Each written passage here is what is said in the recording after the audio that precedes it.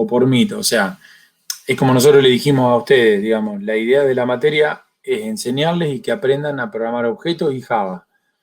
Digo, si ustedes se conectan y apagan la cámara y se van a dormir o a mirar un partido o lo que sea, es responsabilidad de ustedes. ¿Sí? Nosotros no vamos a estar tomando asistencia porque al no ser presencial consideramos que me puedes decir presente y después te va a hacer cualquier cosa. ¿Tá? Así que no se preocupen por la asistencia. Depende de ustedes aprender o no y poder aprobar la cursada. ¿Sí? Cuando sea presencial, sí, vamos a tener que tomar asistencia más que nada para tener registro de quién ingresó a tomar la clase, ¿sí? Además del edificio. Pero siempre acuérdense que esta materia, al ser una de las que se relaciona directamente con salida laboral para ustedes, como puede ser empezar a trabajar, programar o hacer análisis de problemas en informática, depende de ustedes aprenderla, ser buenos digo, buenos en el rubro, así que no nos preocupa mucho la asistencia o si dejaron la cámara prendida y se fueron. ¿Sí? Bueno, entonces les decía, cuando yo aprendo el concepto de herencia, me da la sensación que todo lo que veo dando vueltas es una herencia. Y ahí es cuando digo, bueno, basado en lo anterior, podría crear una clase que se llama padre o superior, que es la que los agrupa. Y acá aparece la clase transporte o medios de transporte, donde marca, modelo, color y bueno, y un montón de atributos más que yo encuentro, se ponen en la clase superior, porque se dice que los agrupa y que las clases de abajo van a heredar esos atributos, por eso esta forma de diagramar objetos en el UML se llama herencia. En las clases de abajo, que serían auto, barco y avión, se ponen los atributos propios, y lo mismo pasa con los métodos. ¿Sí? Si ustedes se fijan del lado derecho, tienen los métodos arrancar, acelerar, apagar en la clase de transporte, que serían métodos comunes a todos los medios de transporte.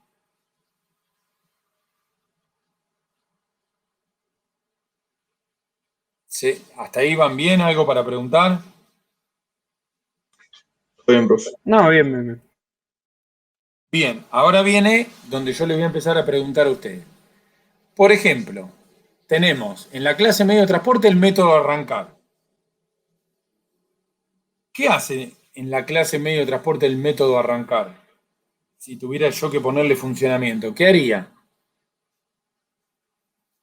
Estoy hablando, arrancar en medio de transporte, en la clase padre. ¿Tiene algún funcionamiento? La primera sola no, en transporte solo no. Claro, ¿está? Empiecen a visualizar esto. Estos métodos que están en la clase medio de transporte no tienen un funcionamiento real en medio de transporte. Sí, después lo van a tener en el auto, en el barco y en el avión, que son los que realmente van a arrancar. Y ahí podemos decir que el auto, el barco y el avión, no conocemos, por lo menos yo no conozco mucho del barco y el avión, pero supongamos que los tres arrancan girando una llave o tocando un botón. ¿Sí? Entonces, ese método, que es de forma genérica en la clase padre, se ve programado o con línea de código en las clases hijas, ¿sí? Que serían auto, barco y avión. Necesito que vayan haciéndose esa idea, ¿sí? La clase que está arriba, clase padre, es un agrupador y un definidor de operaciones. Pero las operaciones realmente, o los métodos realmente forman o toman son programados de manera real para darle funcionalidad en las clases hijas. Porque si yo digo cómo arranca un medio de transporte, no sé. Sí puedo saber cómo arranca un auto, o un barco, o un avión. ¿Sí? O sea, vamos definiéndola en las clases hijas. ¿Alguien vio esas palabritas verdes que dicen es un? Sí, profe. Eso es un principio que ustedes tienen que tratar de probar para ver si la herencia de ustedes se cumple, ¿está? Es decir, todo auto es un medio de transporte, todo barco es un medio de transporte, entonces van tratando de aplicar esa técnica porque muchas veces van a poner algo abajo que cuando digan esto es un, no se cumple, ¿está? ¿Algún concepto teórico? Cuando nosotros vamos bajando en el diagrama, que llegamos a las subclases, ¿sí? La clase auto, barco y avión son subclases, se dicen que estamos especializando. O sea que vamos entrando en un nivel de mayor detalle a medida que bajamos en el diagrama. En cambio, si hacemos el camino inverso, que es de la parte de abajo del diagrama ir subiendo, decimos que vamos siempre hacia una clase más general. ¿Está? La clase que está del lado de arriba del diagrama siempre es más general.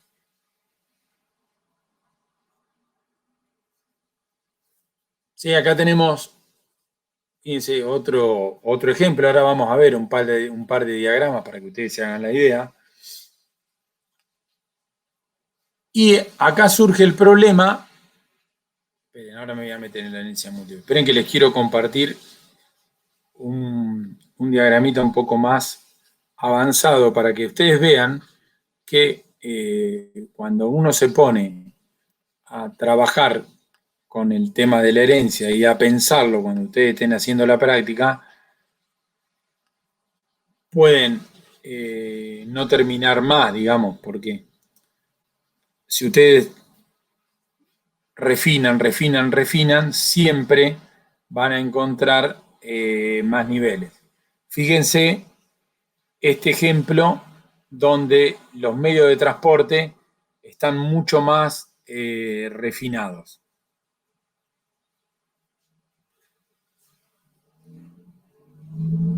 ¿Se dan cuenta cuánto más nivel de detalle tiene este UML?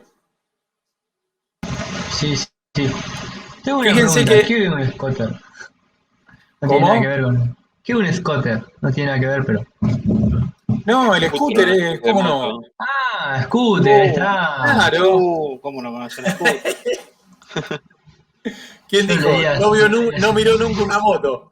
no, está Claro. tan de pueblo que duele.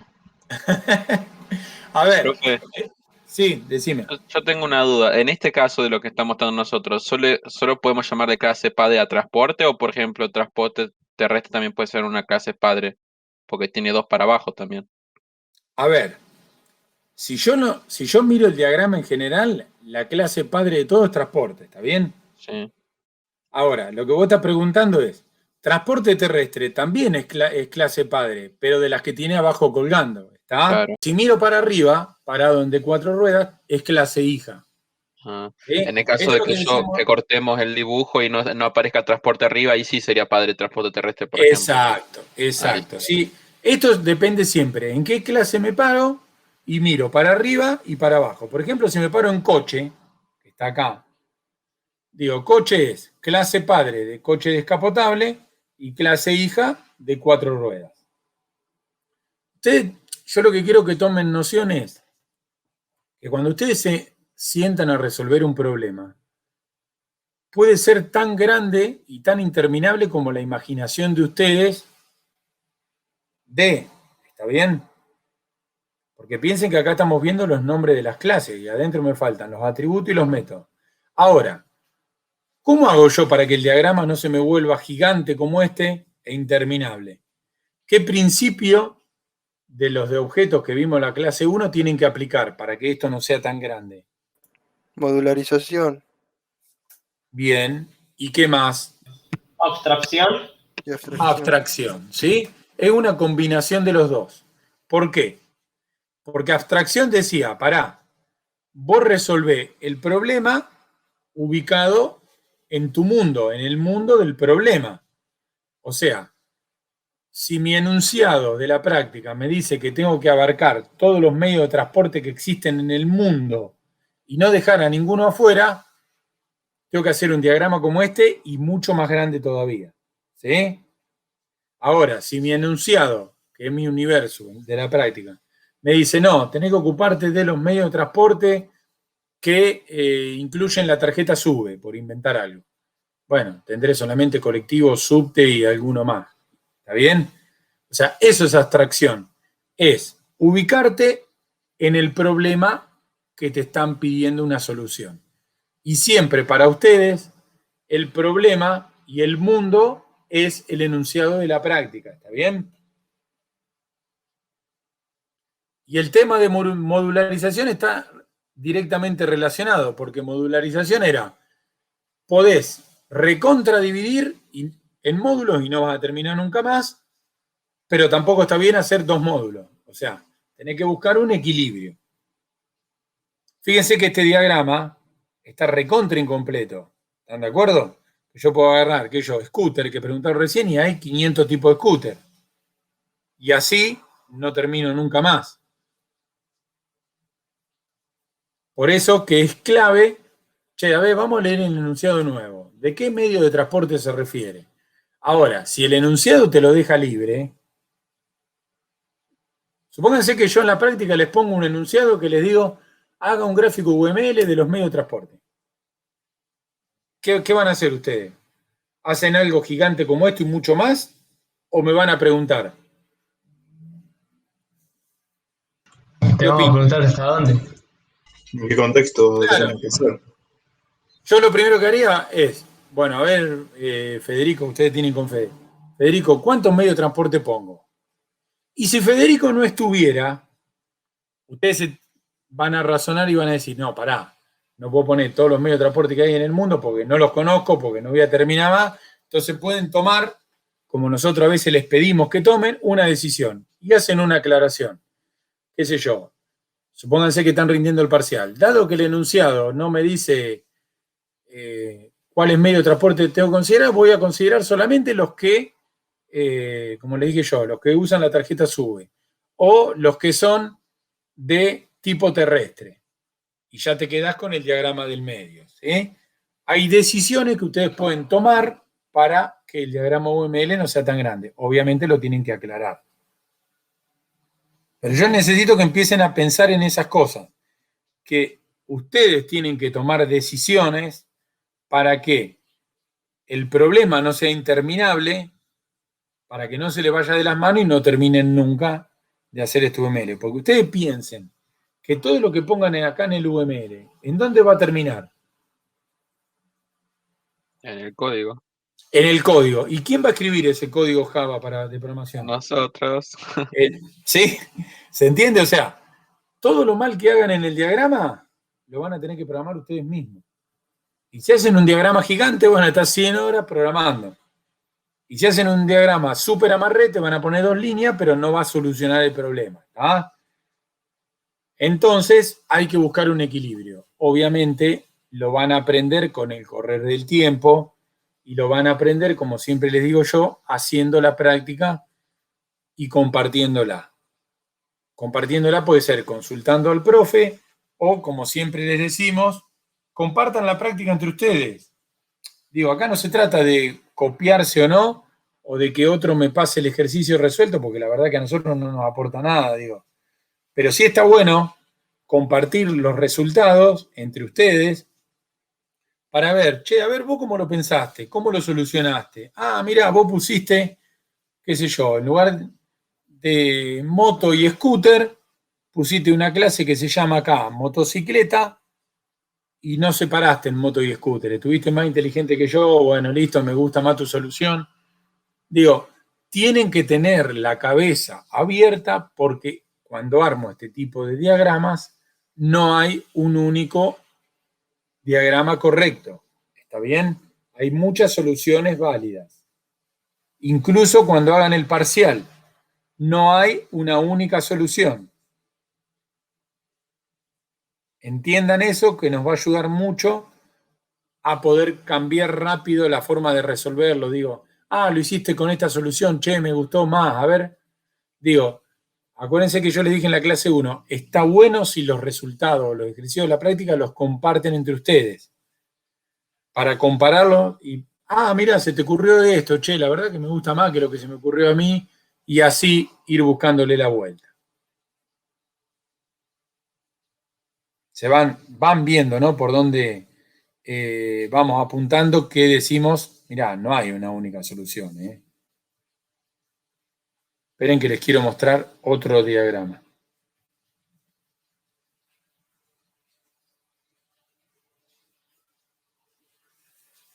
¿Alguna pregunta mientras?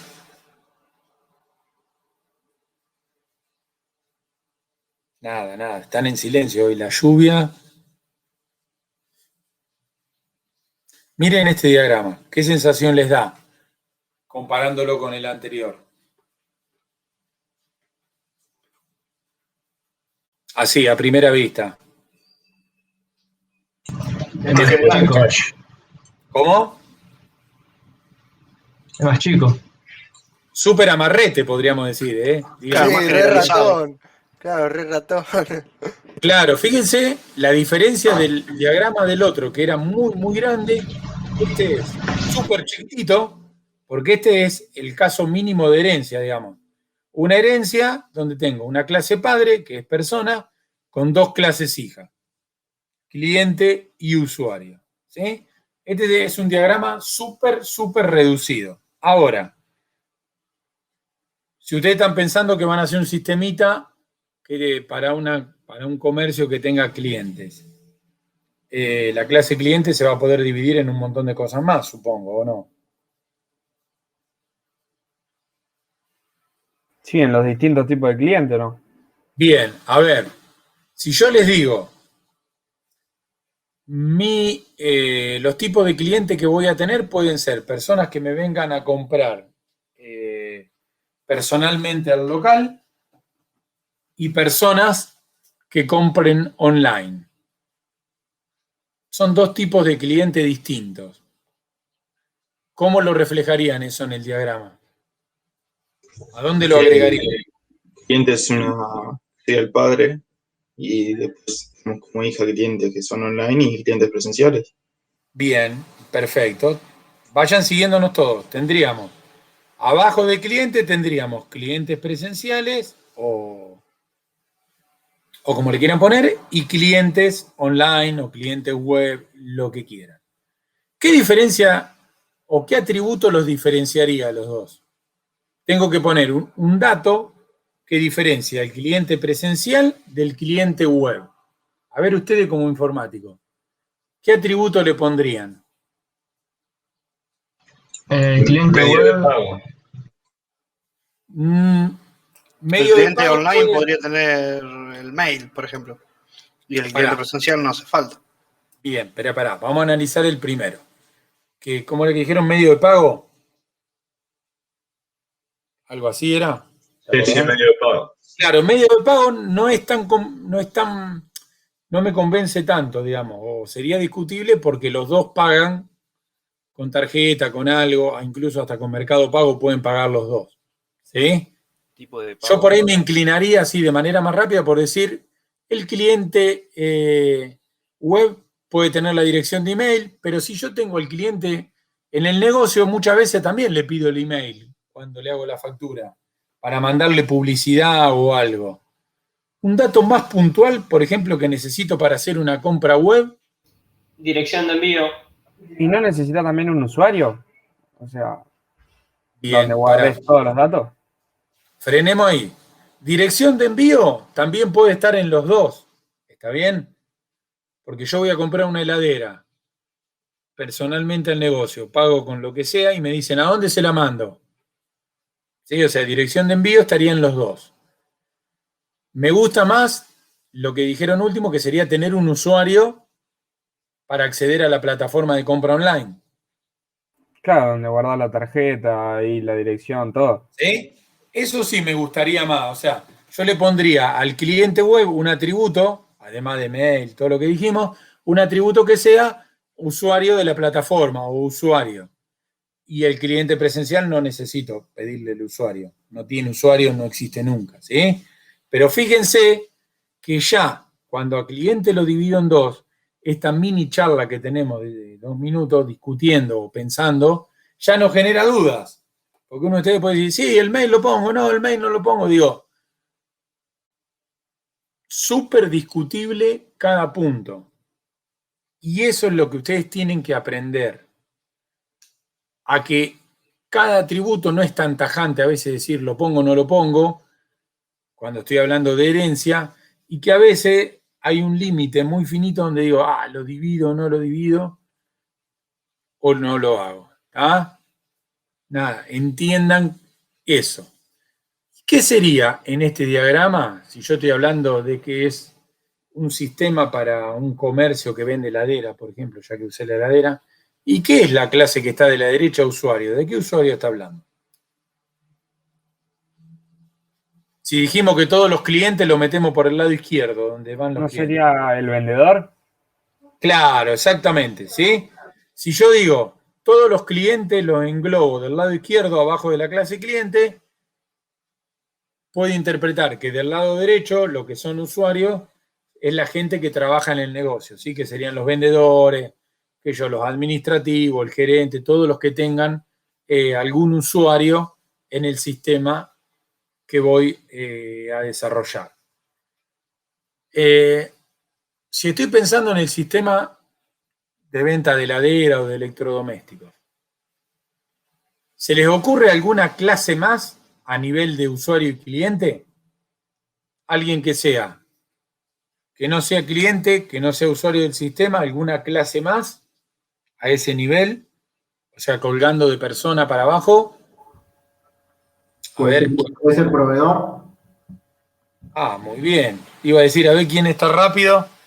Sí, yo podría crear como tercer clase hija de persona, podría poner a los proveedores. Es una opción, porque decimos, los proveedores también son una persona que van a tener datos personales con los cuales me contacto y le vendo. Muy buena. Obviamente después de proveedor podré sacar un montón de flechas más para abajo. ¿Alguien más que se le haya ocurrido otra? Ya se nos empieza a complicar, porque ya proveedor estuviste rápido, lo ocupaste.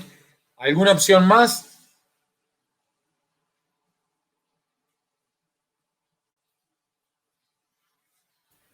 Ya no es tan fácil, ¿eh? Yo no se me ocurre. Bueno, este tipo de situaciones, en la práctica 2 y en la práctica 3 lo van a tener que resolver. Digo, por ahí les tiramos un pedazo de diagrama como este y le decimos, bueno, necesito encontrar en una casa de venta de electrodomésticos otro tipo de persona. Aparecerá proveedor o aparecerá otra cosa que ahora no se nos está ocurriendo, pero digo, fíjense que ya encontrar o ampliar este diagrama a veces se nos empieza a complicar porque tiene que ser un caso que tenga sentido, ¿está? Siempre la flechita, por las dudas, la flechita es mirando hacia arriba, porque siempre decimos que las clases hijas están mirando y recibiendo todo lo que está definido en la clase padre, que sería persona. Bueno, vamos a seguir un poquito con las diapositivas. Pero vayan viendo que hay una amplitud tan grande de ejemplos de herencia. Incluso va a ser muy interesante cuando vean, sí, empleado podría ser, acá estaba leyendo el chat, cuando empiecen a hacer estos ejercicios van a ver la diversidad de soluciones que encuentran. Bueno, aparece otro concepto que es el de herencia múltiple, donde en este diagramita podríamos decir que la clase A se encuentra con que tiene dos padres, B y C. Ahora, ¿será posible tener dos padres? Esperen que se me corrió el... ¿Qué opinan? A ver, yo tengo la clase, como teníamos recién, persona, cliente y usuario, y podríamos decir que tengo una clase que sea hija de cliente y de usuario. ¿Es posible tener herencia múltiple, o sea, recibir datos de dos clases padre? El único problema que tenemos es, como dice ahí el párrafo de abajo, empezamos a tener conflicto de nombres, porque en este dibujito muy genérico, si heredo un atributo que está en B y uno que está en C con el mismo nombre, a la clase A se le va a complicar. Decir, che, ¿este de dónde viene? ¿Viene de un lado o viene del otro? Entonces, para resumir, para quedarnos con algo muy chiquitito y no confundir, ¿la teoría de objetos permite herencia múltiple? Sí. Ahora, ¿el lenguaje de programación Java permite herencia múltiple? No. ¿Se entendió la diferencia?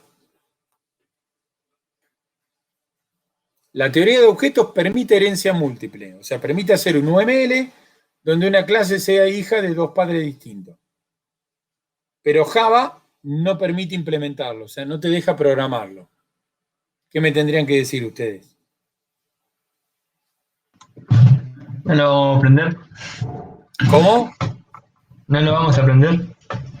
No, es que no te lo puedo enseñar porque Java no lo permite. Claro. Está bien, pero ¿cuál sería la pregunta más lógica? ¿Por qué? Exacto, muy bien. Al toque usted me tendría que decir, pará, a ver, explícame. ¿Por qué si la teoría de objetos permite, si estoy leyendo el chat mientras, la pregunta instantánea tiene que ser, bueno, pará, a ver, explícame, ¿por qué si la teoría de objetos lo permite, Java no te deja programarlo? ¿Sí? A ver, justifícamelo. Como vos dijiste recién, lo vamos a aprender y no.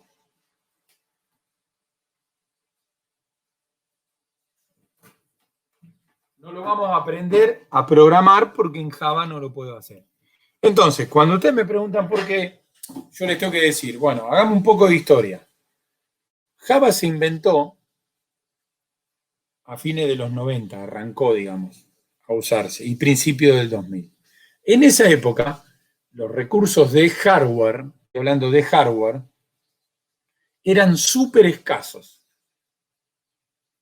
Síganme el hilo, yo sé que la mayoría de ustedes no habían nacido, o ninguno había nacido, pero en el año 98, si quieren, cuando salió el Windows 98, que ni siquiera sé si lo habrán escuchado nombrar, una computadora, para que ustedes tengan una idea, tenía 32 megas de memoria RAM. 32 megas. El que tenía una compu con 128 megas de RAM era millonario. ya tenía plata, podríamos decir. Estoy leyendo el chat. Entonces, como los recursos de hardware eran tan escasos y tan caros, Java tomó la decisión de recortar montones de funcionalidades de la teoría de objetos. ¿Para qué? Para no necesitar tanto hardware para ejecutar la aplicación y ganar velocidad. Esa es la explicación. Desde sus comienzos, Java limitó estas funcionalidades para compilar de manera más rápida. Les suena extraño a ustedes, me imagino. Donde hoy, en mi computadora o en mi celular, por más que sea de hace unos años, sobran los gigas de memoria RAM, por ejemplo.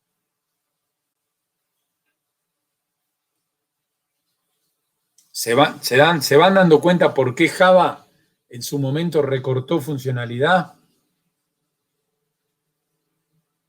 Sí. Sí, se entendió. Bueno, ahora, la otra pregunta de ustedes sería, bien, ¿y por qué no agregó esa funcionalidad con el correr de los años, cuando el hardware evolucionó? ¿Por qué les parece que no la agregó? Son vagos. Hay que laburar. No. Porque, vayan leyendo el chat, que va por ahí. Porque los programadores le fueron tomando la mano a esas funcionalidades que Java recortó, nos fuimos dando cuenta que no era necesario tener esas funcionalidades para solucionar los problemas. ¿Sí? Exactamente, es lo que están poniendo en el chat.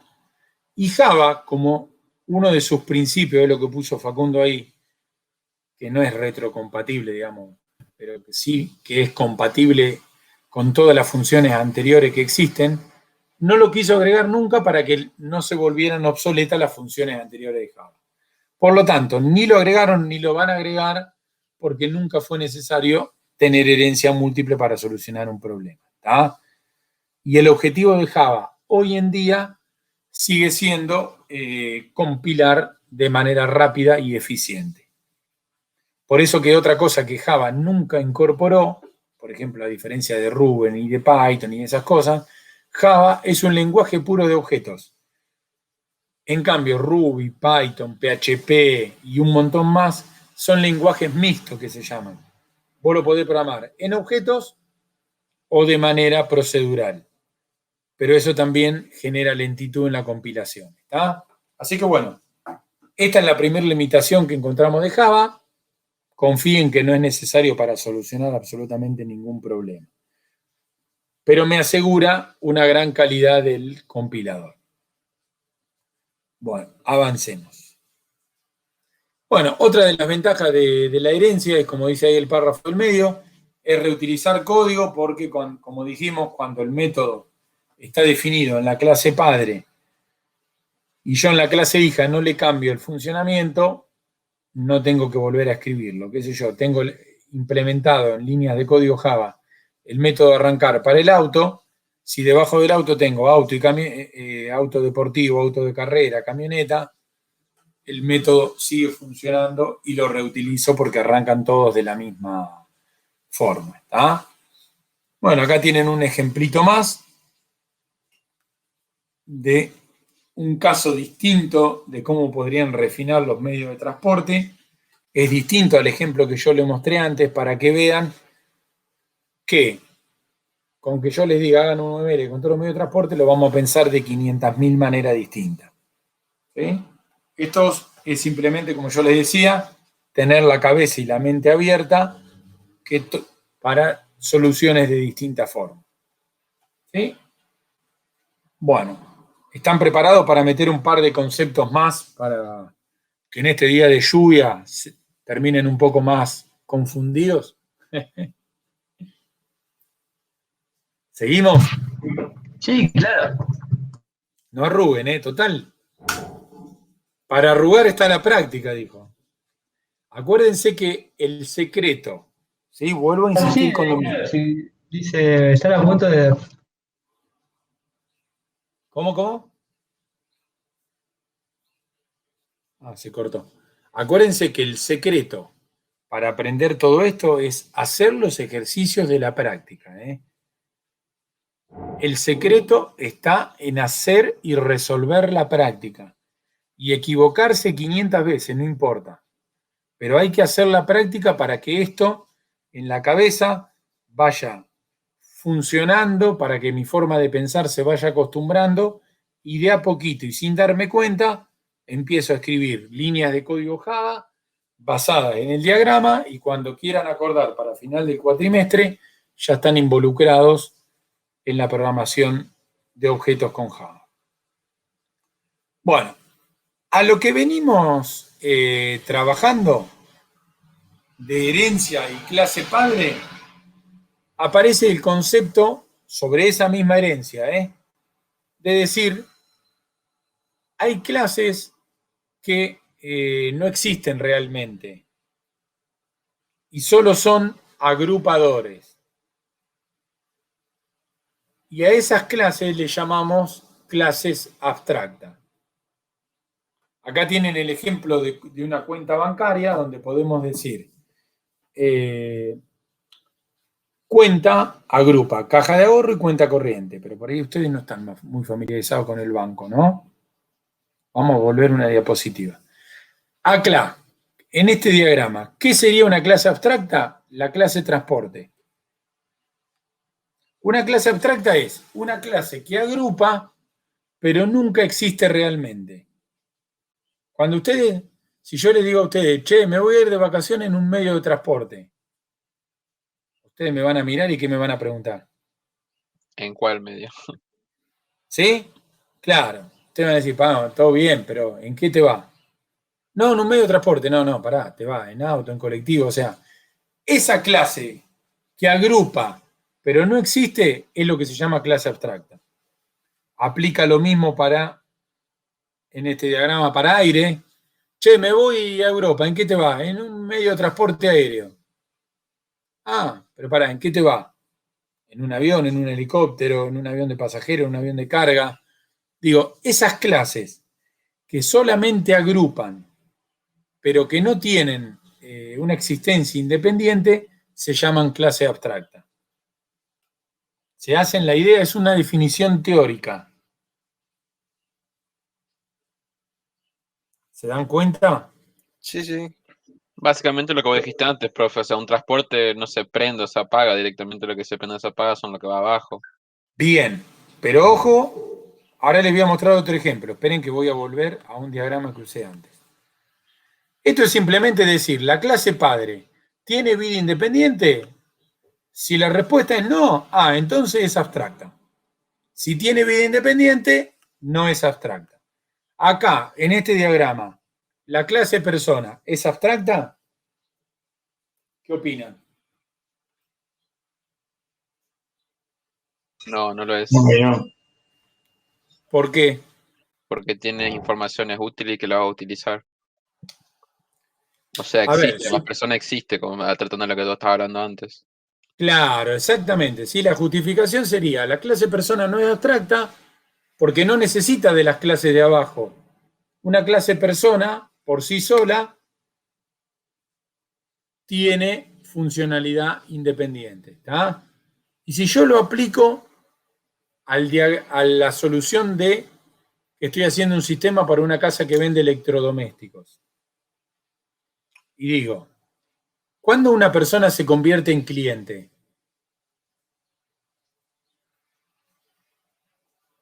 Cuando le pones el número de cliente. Cuando le compra a alguien. Exacto, ¿sí? Es cuando me compra algo.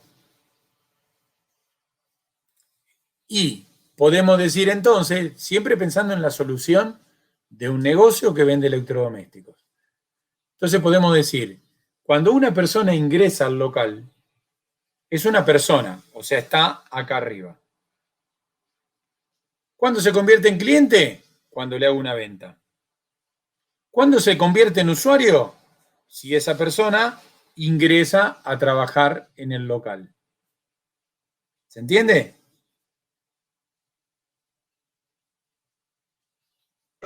Sí. Ahora, ¿puedo ser cliente y usuario a la vez? Sí.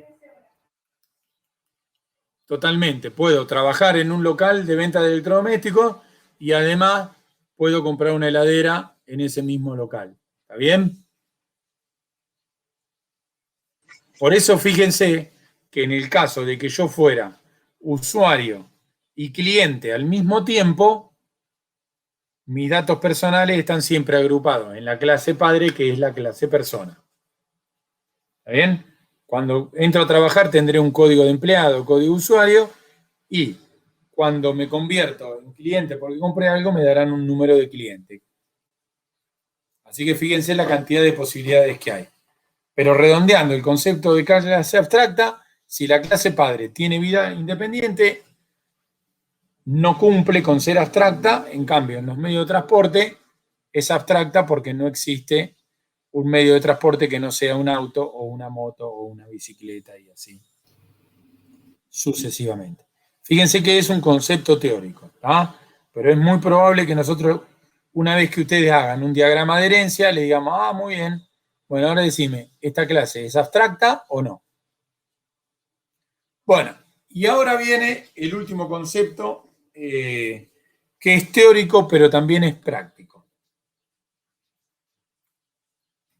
Y vamos a explicarlo sobre esta diapositiva, sobre este dibujo, perdón.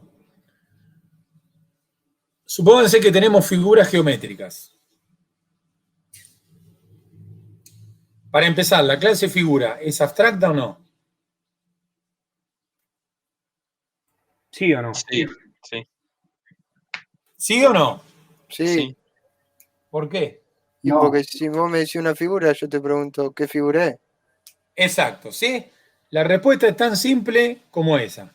Si yo te dibujo, che, me decís que dibujó una figura geométrica en un papel.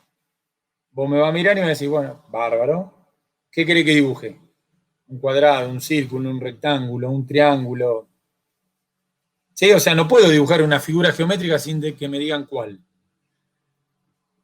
Bien. Ahora, si ustedes miran este diagrama que está hiper reducido, yo me encuentro que en la clase figura tengo un método que se llama área.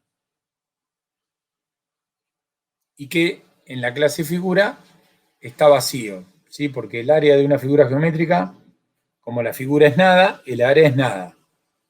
Ahora, ese método se repite con el mismo nombre, o sea, es heredado en la clase cuadrado y en la clase círculo.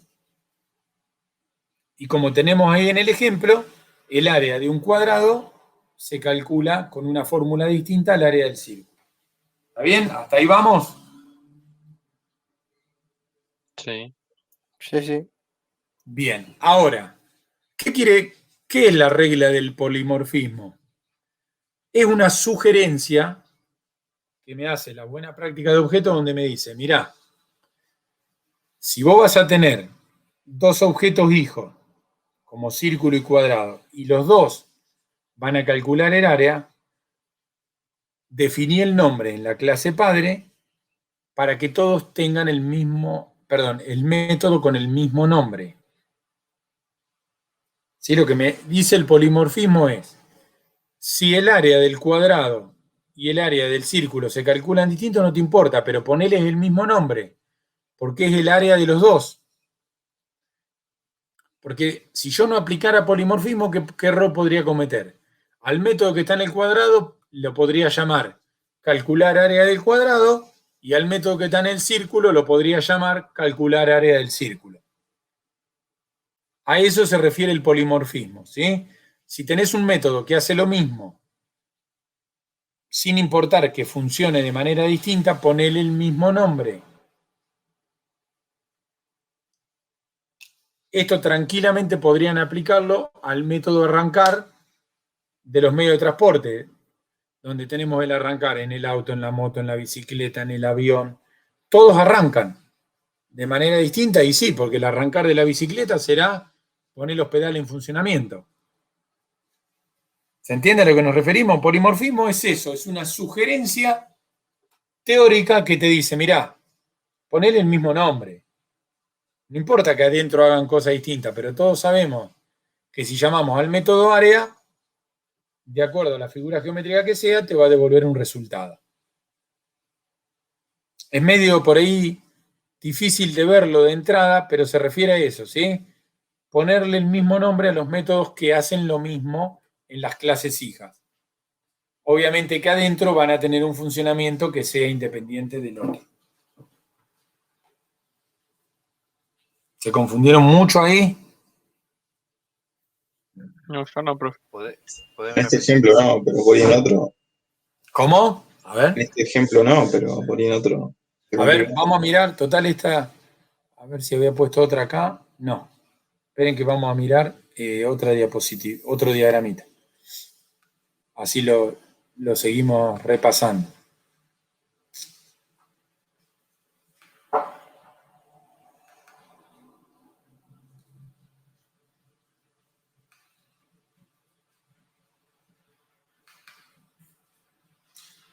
Esperen que ahí comparto. Que estoy volviendo al diagrama anterior.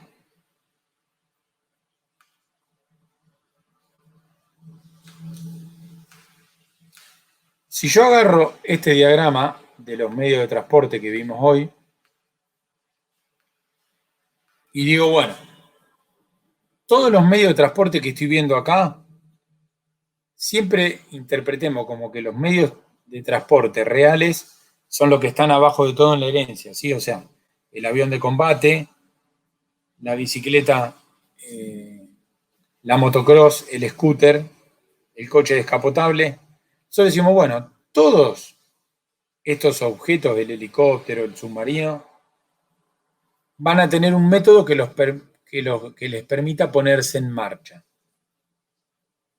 Pero no, lo que me sugiere el polimorfismo es, todo bien, pero al helicóptero no le ponga levantar vuelo, al submarino le ponga ponerlo en funcionamiento, a la bicicleta lo llames pedalear y al scooter lo llames arrancar. No, ponele el mismo nombre a todos, si son todos medios de transporte y poneles el arrancar en todos para que todos sepamos que arrancar significa poner en movimiento a ese medio de transporte, ¿sí? Ahora, ¿cómo hago para que esa jerarquía de nombre aplique a todo? Y la pongo en la clase superior, pongo el método arrancar, que no va a hacer nada. Como esto es una herencia, se va a heredar, por ejemplo, en la clase de transporte aéreo, que tampoco va a hacer nada. Y cuando la herencia siga bajando de ese método arrancar, el helicóptero dirá, bueno, tengo el método arrancar, lo hago de esta manera. El avión de combate dirá, bueno, tengo el método arrancar, lo hago de esta manera. Pero todos los medios de transporte que están en la base de esta pirámide tienen un método que se llama igual.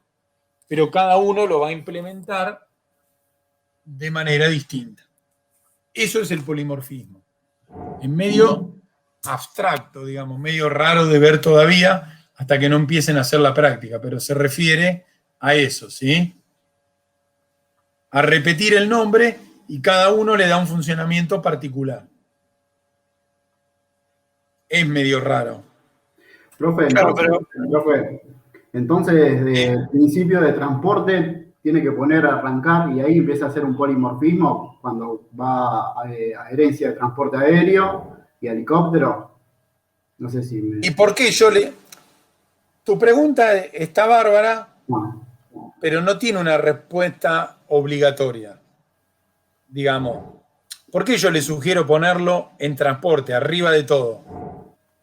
Porque mientras más arriba yo lo pongo, me aseguro que todas las clases que están abajo heredan ese método. Entonces, si yo lo pongo en transporte, tanto transporte aéreo como terrestre como marítimo, heredan ese método de arrancar y de ahí se va ramificando para abajo. Si yo lo pongo solamente en transporte terrestre, marítimo y aéreo, no se enteran. Esa es la diferencia, ¿sí? Mientras más arriba lo pongo, me aseguro de que más clases lo reciban a la herencia de ese método. Claro, pero el método no se tiene que definir cuando por ejemplo, vos lo pones en transporte, en el método, ¿podés ponerlo vacío? En realidad, siempre está vacío el método, hasta llegar a las clases de abajo.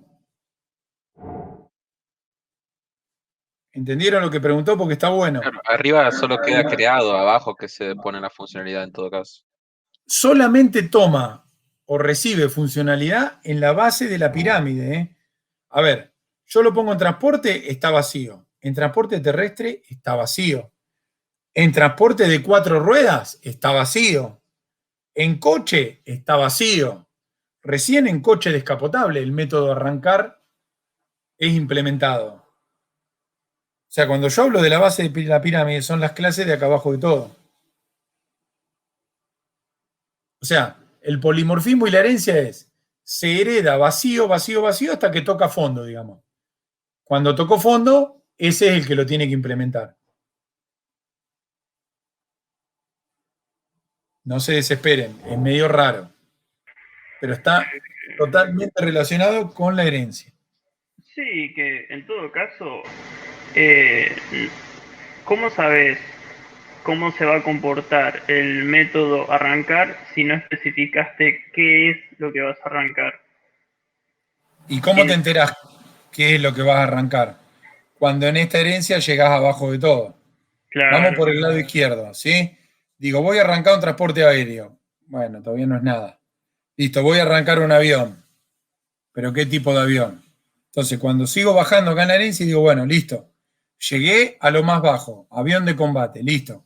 Vamos a hacer el arrancar de un avión de combate, que seguramente es distinto al arrancar de algún avión de pasajero que puedo tener acá al lado. ¿Sí? Esa es la idea. Hasta que yo no bajo hasta el fondo de la herencia, no lo puedo implementar porque no sé cómo funciona.